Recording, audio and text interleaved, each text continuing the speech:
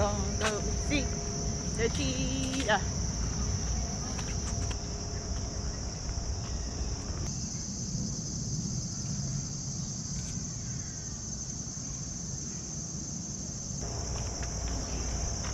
You ready to lay on my feet? You want to lay on my Approach feet? each other, smell each other out, and I was like, oh, okay, you're cool. Oh, so yeah. we don't know if they think they're all dogs, if they think Hi. they're all cheetahs.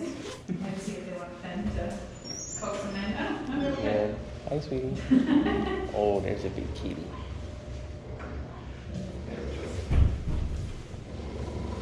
Oh, birds. Those birds. So just to go into introductions, we have our African Cheetah Triton. With Triton, we have 3 members of his training team. So we have Brittany on lead, we have Elias on second, and then we have Kira on the far side. And the 4 of them, who make a grand entrance first, we have Finn. And Finn and Triton here, they're both males, and they actually represent half of our all-male cheetah and dog team here at the Bronx Zoo. So along with Triton, we also have his brother, Littlefoot. Hi, sweetheart. We're hitting on all of the names.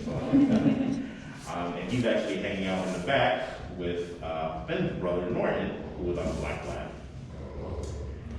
And our cheetahs and our dogs have been together essentially their whole lives. They were introduced when the dogs were 3 months old and the cats were 2 months old.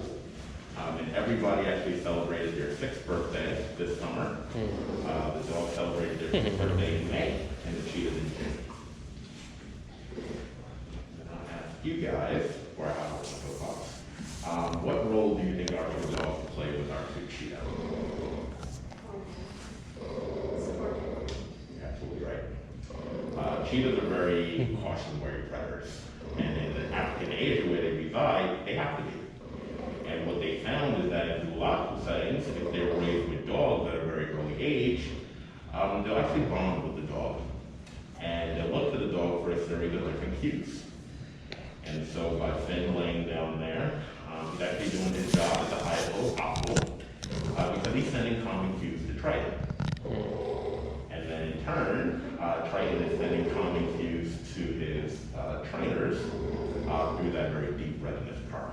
There's a good purr right I there. don't like to draw too many parallels to domestic cats and a wild cat like a cheetah. That purr does have a very similar message. It just means he's very relaxed and he's very calm. So now this is the moment in encounter where I will take a little bit of a breath. And if you guys have any questions, you're more than welcome to ask. And myself, Elias, and Kira can do our best to answer. Any questions? Kind of soak it in. Yeah. How does it work with, like, as you said, they're COVID, like they can catch COVID, so how have y'all, like, maneuvered that, or like, how does that work for them?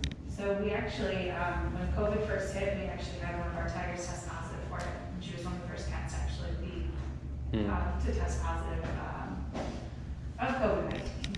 Cheetahs in general are very prone to getting any type of coronavirus. So it's definitely something we really need to be careful with our cheetahs. So we initially stopped doing programs, we stopped having guests come into the park. And then we were pretty much in hazmat suits every day, we would still continue to work with them just because we weren't sure, you know, everything was brand new, we weren't sure how it was best, how, you know. So they would look at us and like, you have goggles and face shields and, you know, literally hazmat suits on. When you go into their enclosure, they look at you and be like, all right, you sound the same, but like, what is going on with all of this? So then as we sort of progressed, all of our staff are vaccinated.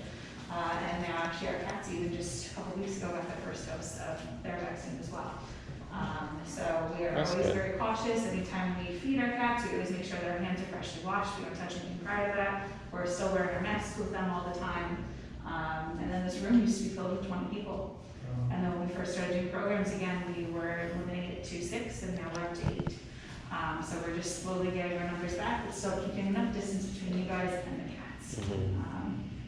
And then at the end of this encounter, it's Finn's favorite part where he gets to actually come around and meet all of you guys and makes you guys but we will ask you to sanitize in between, just because our cats and our dogs are constantly together.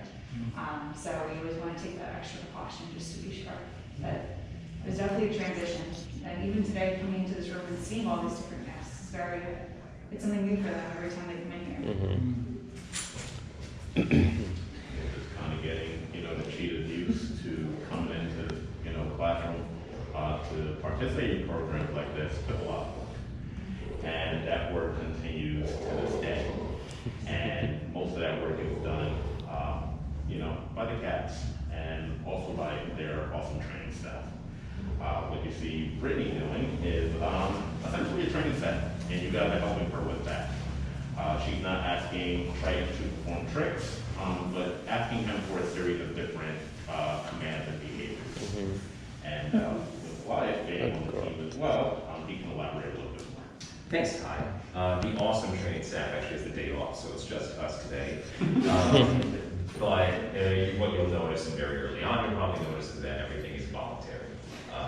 So the room was always a very positive space for these individuals.